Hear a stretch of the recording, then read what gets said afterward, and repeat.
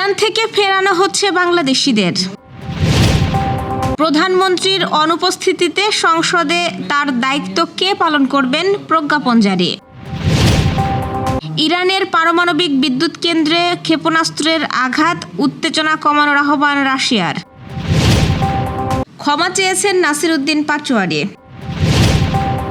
সৌদিতে মিসাইল হামলায় আহত বাংলাদেশি যুবকের মৃত্যু। আগামী 5 দিন দেশজুড়ে বৃষ্টি। আদালতের রায়ে সেনেগালের ট্রফি এখন মরক্কোর। দর্শক, শুনছিলেন দিনের শীর্ষ খবরের প্রধান শিরোনাম। এবার বিস্তারিত।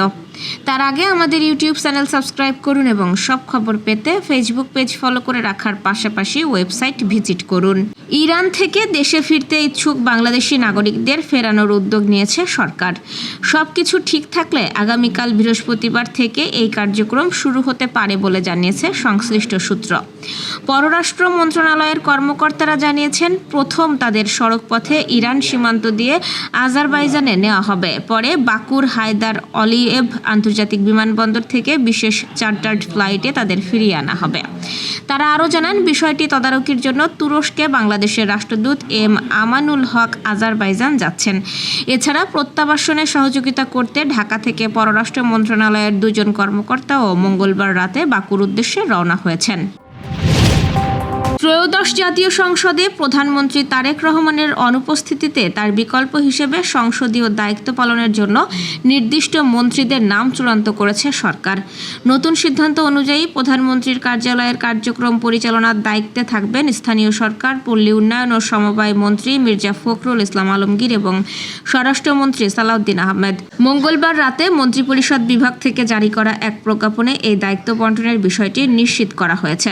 প্রজ্ঞাপনে জানানো হয়েছে, প্রধানমন্ত্রীর অনুপস্থিতিতে প্রতিরক্ষা মন্ত্রণালয়, মন্ত্রিপরিষদ বিভাগ এবং সশস্ত্র বাহিনী বিভাগের সংসদীয় কার্যক্রম দেখভাল করবেন বিএনপির স্থায়ী কমিটির সদস্য ও স্বরাষ্ট্রমন্ত্রী সালাউদ্দিন আহমেদ। মূলত সংসদে সরকারের বিভিন্ন মন্ত্রণালয় ও বিভাগের কাজগুলো সুচারুভাবে সম্পাদনের লক্ষ্যেই এই বিকল্প ব্যবস্থা গ্রহণ করা হয়েছে। প্রধানমন্ত্রী সহ 25 জন মন্ত্রী ও 2 জন প্রতিমন্ত্রীর অনুপস্থিতিতে কারা দায়িত্ব পালন করবেন তার বিস্তারিত তালিকা এই প্রজ্ঞাপনে উল্লেখ করা হয়েছে। প্রজ্ঞাপন অনুযায়ী মন্ত্রী ও বিকল্প মন্ত্রীর যুগপৎ অনুপস্থিতিতে অর্থ ও পরিকল্পনা মন্ত্রী আমির খসরু মাহমুদ চৌধুরী সংশ্লিষ্ট দায়িত্ব পালন করবেন। তার অনুপস্থিতিতে স্বরাষ্ট্রমন্ত্রী সালাউদ্দিন আহমেদ অতিরিক্ত দায়িত্ব হিসেবে ওই মন্ত্রণালয় বা বিভাগের প্রশ্নোত্তর প্রদান সহ অন্যান্য সংসদীয় কাজ সম্পন্ন করবেন। ইরানের একটি পারমাণবিক বিদ্যুৎ কেন্দ্রে ক্ষেপণাস্ত্রে আঘাত হেনেছে বলে জানিয়েছে আন্তর্জাতিক পরমাণু শক্তি সংস্থা। IAEA বলছে, ইরান তাদের জানিয়েছে যে দেশটির দক্ষিণ পশ্চিমাঞ্চলের বুশেহর পারমাণবিক বিদ্যুৎ কেন্দ্রে মঙ্গলবার সন্ধ্যায় ক্ষেপণাস্ত্র আঘাতের ঘটনাটি ঘটে। এক বিবৃতিতে আন্তর্জাতিক পরমাণু সংস্থা জানিয়েছে, এতে বিদ্যুৎ কেন্দ্রটির কোনো ক্ষতি হয়নি। সেখানকার কর্মীদের মধ্যে কারো হতাহতের খবর পাওয়া যায়নি। চলমান এই সংঘাতে সকলকে সর্বোচ্চ সংযম প্রদর্শনের আহ্বান জানানো হয়েছে। রাফায়েল গ্রোসি বলেছেন, এতে পারমাণবিক দুর্ঘটনার ঝুঁকি এড়ানো সম্ভব হবে। ইরানি সংবাদ মাধ্যমের বরাত দিয়ে আনাদোলু এজেন্সি জানিয়েছে, মঙ্গলবার দক্ষিণ ইরানের বুশেহর পারমাণবিক বিদ্যুৎ কেন্দ্রে একটি ক্ষেপণাস্ত্র আঘাত হেনেছে। ইরানের আধা সরকারি সংবাদ সংস্থা তাসনিম জানিয়েছে, একটি ক্ষেপণাস্ত্র পারমাণবিক স্থাপনা এলাকায় আঘাত হানে। ইরানের আণবিক শক্তি সংস্থা জানিয়েছে, এই ঘটনায় কোনো আর্থিক, প্রযুক্তিগত বা মানবিক ক্ষয়ক্ষতির খবর পাওয়া যায়নি। কেন্দ্রটি অক্ষত রয়েছে। সংস্থাটি আরও জানায়, পারমাণবিক স্থাপনায় এমন সামরিক হামলা আন্তর্জাতিক আইন লঙ্ঘন করেছে। সতর্ক করে সংস্থাটি বলেছে, এই ঘটনার ফলে পারস্য উপসাগরীয় অঞ্চল সহ পুরো এলাকায় ভয়াবহ পরিণতি হতে পারে। শুভাকাঙ্ক্ষীদের কাছ থেকে ব্যক্তিগত আক্রমণ এড়িয়ে চলার পরামর্শ পেয়েছেন জানিয়ে জাতীয় নাগরিক পার্টির মুখ্য সমন্বয়ক নাসিরউদ্দিন পাটোয়ারি বলেছেন, তার কথা বা কাজে অনিচ্ছাকৃতভাবে কেউ কষ্ট পেয়ে থাকলে ক্ষমা প্রার্থনা করছেন। আজ নিজের ভেরিফাইড ফেসবুক অ্যাকাউন্টে এক পোস্টে একথা বলেছেন তিনি। নাসিরউদ্দিন পাটোয়ারি লিখেছেন, গত কয়েকদিনে বয়োজ্যেষ্ঠ বন্ধু, রাজনৈতিক শুভাকাঙ্ক্ষী, মন্ত্রী, এমপি ও প্রিয় সহযোদ্ধাদের সাথে কিছু আন্তরিক কথা বলার সুযোগ হয়েছিল। সবার কাছ থেকে একটি সুন্দর দিক নির্দেশনা পেয়েছি। ব্যক্তিগত ব্যক্তিগত আক্রমণ এড়িয়ে চলা, অপ্রয়োজনীয় কথাবার্তা থেকে দূরে থাকা এবং গঠনমূলক আলোচনায় মনোযোগ দেওয়া। তিনি লিখেছেন, আমি বিনয়ের সাথে সেই পরামর্শগুলো গ্রহণ করছি এবং আরও শান্ত ও দায়িত্বশীলভাবে পথ চলার চেষ্টা করব। রাজনৈতিক, অর্থনৈতিক ও সাংস্কৃতিক অগ্রগতির জন্য নিজের সামর্থ্য অনুযায়ী কাজ করে যেতে চাই। নাসিরউদ্দিন পাটোয়ারি লিখেছেন, আমার কোনো কথা বা কাজে অনিচ্ছাকৃতভাবে কেউ কষ্ট পেয়ে থাকলে আন্তরিক ক্ষমা প্রার্থনা করছি। আপনাদের দোয়া, ভালোবাসা ও পরামর্শ আমার পথ চলার শক্তি। সৌদি আরবে মিসাইল হামলায় আহত ময়মনসিংহের আবদুল্লাহ আল মামুন নামে এক প্রবাসী চিকিৎসাধীন অবস্থায় মারা গেছেন। নিহত মামুন গফরগাঁও উপজেলার রসুলপুর ইউনিয়নের ভরভরা গ্রামের শহীদ সওদাগরের ছেলে। পরিবার জানিয়েছে, গত 8 মার্চ ইফতারের আগ মুহূর্তে সৌদি আরবের আল খারিজ শহরে আল তোয়াইক বলদিয়া কোম্পানির একটি শ্রমিক ক্যাম্পে মিসাইল বিস্ফোরণ ঘটে। এতে মামুন মিয়া গুরুতর আহত হন। পরে তাকে আল খারিজ শহরের ডাক্তার সোলাইমান আল হাবিব হাসপাতালে ভর্তি করা হয়। সেখানে চিকিৎসাধীন অবস্থায় মঙ্গলবার দিবাগত রাত 11:30টার দিকে লাইফ সাপোর্টে থাকা অবস্থায় তাকে মৃত ঘোষণা করা হয়।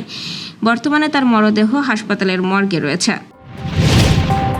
পশ্চিমবঙ্গ ও তৎসংলগ্ন এলাকায় লঘুচাপের বর্ধিত অংশ অবস্থান করায় দেশের বিভিন্ন প্রান্তে অস্থায়ীভাবে দমকা হাওয়া ও বজ্রবৃষ্টির সম্ভাবনা দেখা দিয়েছে। বিশেষ করে সিলেট ও রংপুর বিভাগে বৃষ্টির প্রবণতা কিছুটা বেশি থাকতে পারে বলে জানিয়েছে বাংলাদেশ আবহাওয়া অধিদপ্তর। সেই সঙ্গে আগামী 5 দিনে দিন ও রাতের তাপমাত্রা আরও বাড়তে পারে বলে জানিয়েছে সংস্থাটি। আজ আবহাওয়া অধিদপ্তরের আবহাওয়াবিদ AKM নাজমুল হকের দেওয়া পূর্বাভাসে এই তথ্য জানানো হয়। আবহাওয়া অফিস জানিয়েছে, আগামী 24 ঘন্টায় সিলেট বিভাগের কিছু কিছু জায়গায় এবং রংপুর, রাজশাহী, ময়মনসিংহ, ঢাকা, খুলনা, বরিশাল ও চট্টগ্রাম বিভাগের 2-1 জায়গায় অস্থায়ীভাবে দমকা, ঝোড়ো হাওয়া ও বিদ্যুৎ চমকানো সহ বৃষ্টি, বজ্রসহ বৃষ্টি হতে পারে। সেই সঙ্গে কোথাও কোথাও বিক্ষিপ্তভাবে শিলাবৃষ্টির সম্ভাবনা রয়েছে। এছাড়া দেশের দিন এবং রাতের তাপমাত্রা প্রায় অপরিবর্তিত থাকতে পারে।